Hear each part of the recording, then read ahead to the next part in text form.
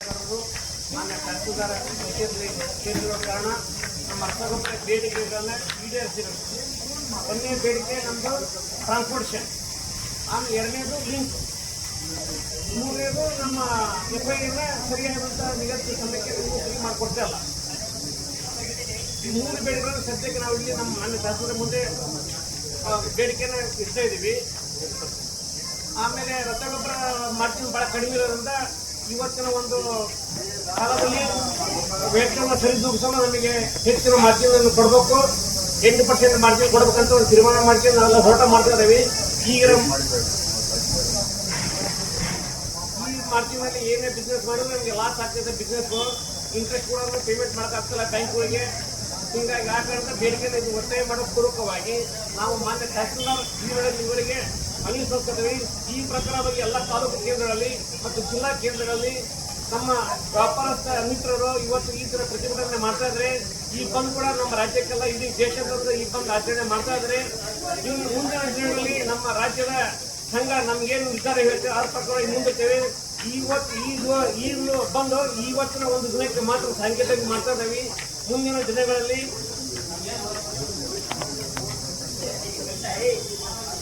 ಹಾಗೂ ಮುಂದಿನ ನಮ್ಮ ರಾಜ್ಯ ಸರ್ಕಾರ ಏನು ನಮ್ಮನ್ನ ಸಂಘ ಇದೆ, ರಾಜ್ಯ ಸಂಘ ಅವ್ರು ಏನು ಮುಂದುವರಿತೀವಿ. ತದನಂತರದಲ್ಲಿ ಇನ್ನೊಂದು ಬಹುತರ ಬಹಳ ಬೇಡಿಕೆ ಇದೆ.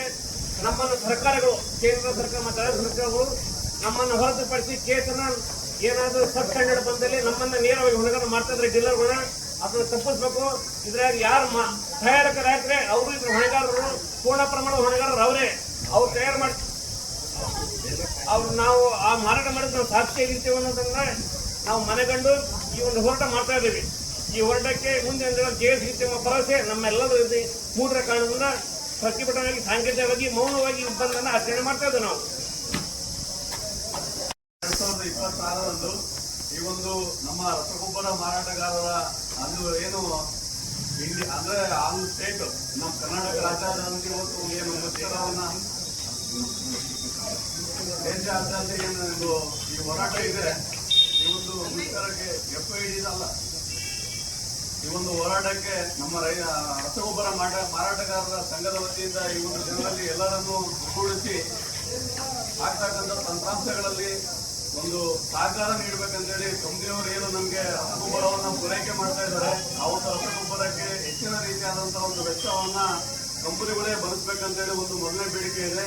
ಅದೇ ರೀತಿ ರಸಗೊಬ್ಬರಗಳಿಗೆ ಲಿಂಕ್ಗಳನ್ನ ಅಂದ್ರೆ ಅನ್ಯತಾ ರಸಗೊಬ್ಬರಗಳಿಗೆ ಏನು ಬೇಡಿಕೆ ಇರುತ್ತೆ ಆ ಬೇಡಿಕೆಯನ್ನು ಬಿಟ್ಟು ಹೊರತುಪಡಿಸಿ ಬೇರೆ ಪದಾರ್ಥಗಳನ್ನ ಅದಕ್ಕೆ ಲಿಂಕ್ ಮಾಡಿ ಜೋಡಣೆ ಮಾಡಿ ಹೊರೆಯನ್ನ ಹೆಚ್ಚಾಗಿ ಡೀಲರ್ ಮೇಲೆ ಹಾಕ್ತಾ ಇದ್ದಾರೆ. ಆ ಒಂದು ಬೇಡಿಕೆಯನ್ನು ಸಹ ಒಂದು ನಮಗೆ ಸಹಕಾರ ನೀಡಿ ಏನು ನಮಗೆ ಬ್ಯಾಗಿಂದ ಒಂದು ವೆಚ್ಚ ಕೂಡ ಕಂಪನಿಯವರೇ ಬರಬೇಕು. ದೂರದಿಂದ ಬಳ್ಳಾರಿಯಿಂದ ಬರಬೇಕಾದ್ರಿಂದ ಬಾಡಿಗೆಯನ್ನ ಹೆಚ್ಚಿಗಿದೆ.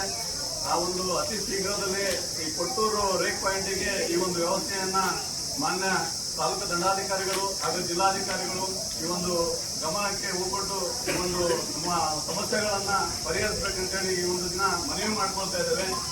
ಈ ಒಂದು ಮನವಿಯನ್ನ ಈ ದಿನ ಮಾನ್ಯ ತಹಸೀಲ್ದಾರ್ಗೆ ಸಲ್ಲಿಸೋಕೆ ನಮ್ಮ ರಸಗೊಬ್ಬರ ತಾಲೂಕಾದ್ಯಂತ ರಸಗೊಬ್ಬರ ಮಾರಾಟಗಾರ ಮಿತ್ರರು ಹಾಗೆ ಪರಿಕರ ಮಾರಾಟಗಾರರು ಇದನ್ನು ಆಗಮಿಸಿದ್ದೇವೆ. ಈ ಒಂದು ಮನವಿಯನ್ನ ಮೌನವಾದ ಹೋರಾಟದಿಂದ ಆ ಒಂದು ಮನವಿಯನ್ನ ಸಲ್ಲಿಸ್ತಾ ಇದ್ದೇವೆ. ಆಮೇಲೆ FID ಒಂದು ಕೊಟ್ಟಿರೋ ಕಾಲಾವಕಾಶಗಳನ್ನ ಕಲ್ಪಿಸ್ಕೊಡ್ಬೇಕಾಗಿ ವಿನಂತಿ. ರೇಟಿನ ಒಂದು ಡಿಫ್ರೆನ್ಸ್, ಮಾರ್ಜಿನ್ ಇಲ್ಲ, ವಿಶೇಷವಾಗಿ ರೇಟ್ಗಳು ಹೈಕ್ ಆಗ್ತದೆ. ಅದಕ್ಕೆ ತಾವು ತಾಲೂಕು ದಂಡಾಧಿಕಾರಿ ಏನು ನಮ್ಮ ಜಿಲ್ಲಾಧಿಕಾರಿಗಳು ಮನವಿ ಮಾಡ್ತಾರೆ, ಸ್ವಲ್ಪ ಪ್ರೈಸ್ ಅನ್ನ ಕಂಟ್ರೋಲ್ ಮಾಡ್ಲಿಕ್ಕೂ ಕೂಡ ತಾವು ಆಕ್ಷನ್ಗಳು ತಗೊಳ್ಬೇಕು. ಈ ವಾರದಲ್ಲಿ ಕೂಡ ಪ್ರತಿ ತಿಂಗಳು ಹೈಕ್ ಆಗ್ತದೆ. ಆಲ್ ಓವರ್ ಇಂಡಿಯಾ ನಮ್ಮ ಗೌರ್ಮೆಂಟ್ ಸೆಂಟ್ರಲ್ ಗೌರ್ಮೆಂಟ್